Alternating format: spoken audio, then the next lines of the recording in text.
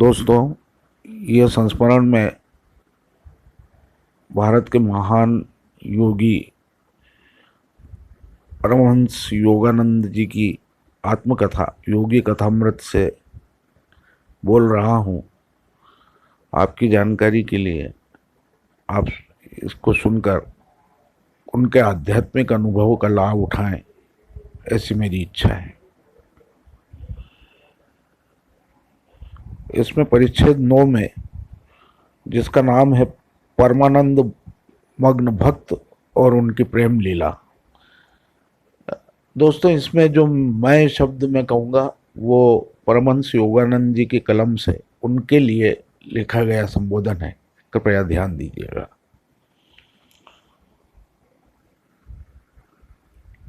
छोटे महोदय बैठो, मैं अपनी जगन्माता से वार्तालाप कर रहा हूँ। चुपचाप मैंने अत्यंत श्रद्धा के साथ कमरे में प्रवेश किया था। मास्टर महाशय की देव स्वरूप आकृति ने मुझे चकाचौंध कर दिया। श्वेत रेशमी दाढ़ी और बड़ी बड़ी उज्ज्वल आंखों से युक्त वे पवित्रता की प्रतिमूर्ति प्रतीत हो रहे थे। उन्हें ऊर्ध्वमुख और बद्ध कर देखते ही मैं समझ गया कि मेरी प्रथम दर्शनाभिलाषा से उनके ध्यान में बाधा पहुंची है। उनके स्वागतपूर्ण सरल शब्दों का मेरे मन पर एक अद्भुत प्रभाव पड़ा। मैं अब तक करुण मात्र वियोग को ही अपने सारे दुखों की चरम परिणति मानता आ रहा था। अब जगन्माता से बिछुड़ने का विचार मन में आते ही आत्मा को अवर्णनीय यंत्रणा भेदने लगी। क्रंदन करते हुए मैं फर्श पर गिर पड़ा। छोटे महोदय, अपने को शांत करो। संत ने मेरे इस दुख के विषय में सहानुभूति प्रकट की। जिस प्रकार असहाय व्यक्ति अगाध समुद्र में रक्षा के एकमात्र साधन को पकड़ लेता है, उसी प्रकार मैंने उनके चरण अपने दुख से छुटकारा पाने के लिए पकड़ लिए। महात्मन, आप मध्यस्थता करें। कृपया जगन्माता से पूछिए कि क्या मुझ पर उनकी कृपा दृष्टि होगी। यह आश्वासन पाना उतना सहज नहीं था, अतः मास्टर महाशय कृत्रिमतापूर्वक मौन बैठे रहे।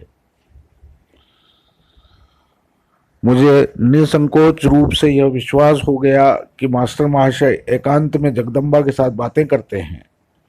मैं मन में अपने को इसलिए हीन बोध कर रहा था कि मैं उन जगन्माता के प्रति अब तक अंध बना रहा जो इस संत की अमल दृष्टि में इस क्षण भी थी।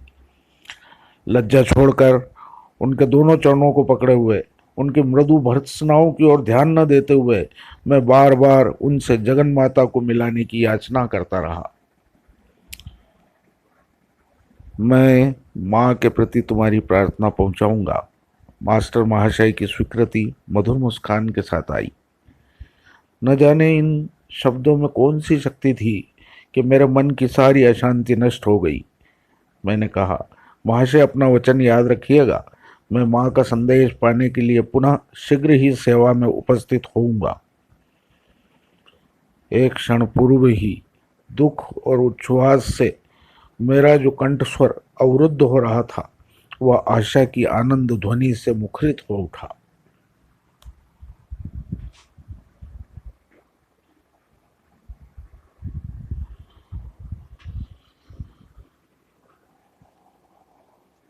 लंबी सीढ़ी के नीचे उतरते उतरते भूतकाल की स्मृतियां उमड़ आई। 50 एमएस स्ट्रीट के इसी घर में, जो अब मास्टर महाशय का आवास था, किसी समय मेरा परिवार रहा करता था। यहीं मेरी माँ की मृत्यु हुई थी। स्वर्गवासी माता के लिए यहीं पर मेरा मानवीय हृदय भग्न हो गया था, और आज पुनः इसी घर में जगन माता के विरह में मेरी आत्मा विद्ध हो उठी। कई पुण्य स्मृतियां संजोए यह घर मेरे शोक विह्वल मन की वेदनाओं और उसकी निर्णित स्वस्थता का मूक साक्षी था। मैं जल्दी जल्दी गढ़पाल रोड स्थित अपने घर लौटा। उस दिन रात को 10 बजे तक मैं अपनी एकांत कोठरी में ध्यान में बैठा रहा। भारत की उष्ण रात का अंधकार अचानक एक अद्भुत दृश्य से उद्भासित हो उठा। दिव्य ज्योतिष छटा विभूषिता जगज्जननी मेरे सामने खड़ी थी। मधुर हास्य मुखरित उनका मुखारविंद स्वयं सौंदर्य का मूर्त रूप था। तुम्हें तो मैं चिरकाल से स्नेह करती हूँ और सदा ही करती रहूंगी। जगज्जननी की यह वाणी अभी हवा में गूंज ही रही थी कि वह अदृश्य हो गई।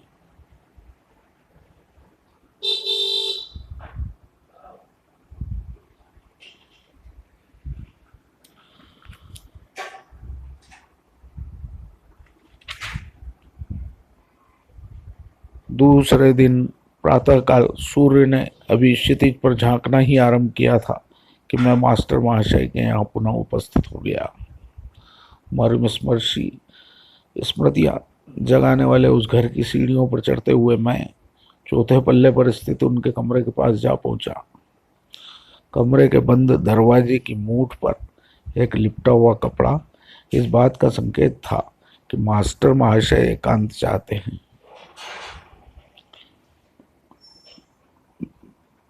मैं दुनिया में शीर्ष मंच पर खड़ा था। मैं दुविधा में शीर्ष मंच पर खड़ा था कि इतने में मास्टर महाशय ने स्वागतार्थ दरवाजा खोल दिया। मैंने झुक के उनके परम पूज्य चरणों को छुआ।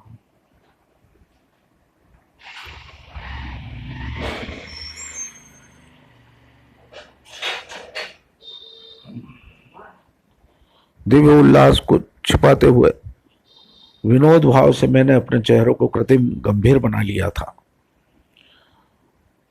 महाशय, मैं मानता हूं कि मैं आपके संदेश के लिए बहुत जल्दी आ गया हूं। क्या जगन माता ने मेरे लिए कुछ कहा है? नटखट छोटे महाशय, केवल इतना कहकर मास्टर महाशय चुप हो गए। स्पष्ट ही मेरी कृत्रिम गंभीरता का उन पर कोई प्रभाव नहीं पड़ा था।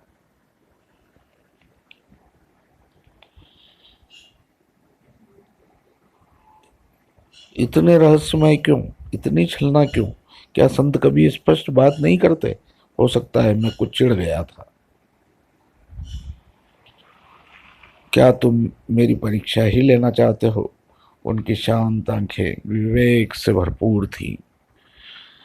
कल रात को 10 बजे स्वयं दिव्य रूपा जगन माता ने जो आश्वासन दिया, क्या उसके बाद भी आज प्रातःकाल मेरे लिए कुछ कहने योग्य बचा है? मास्टर महाशय ने मेरी आत्मा को वश में कर लिया था।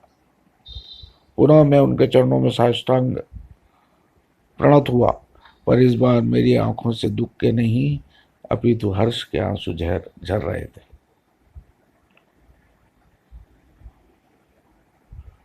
क्या तुम ऐसा सोचते हो कि तुम्हारी भक्ति भरी पुकार माता की अनंत करुणा का स्पर्श नहीं कर सकी है?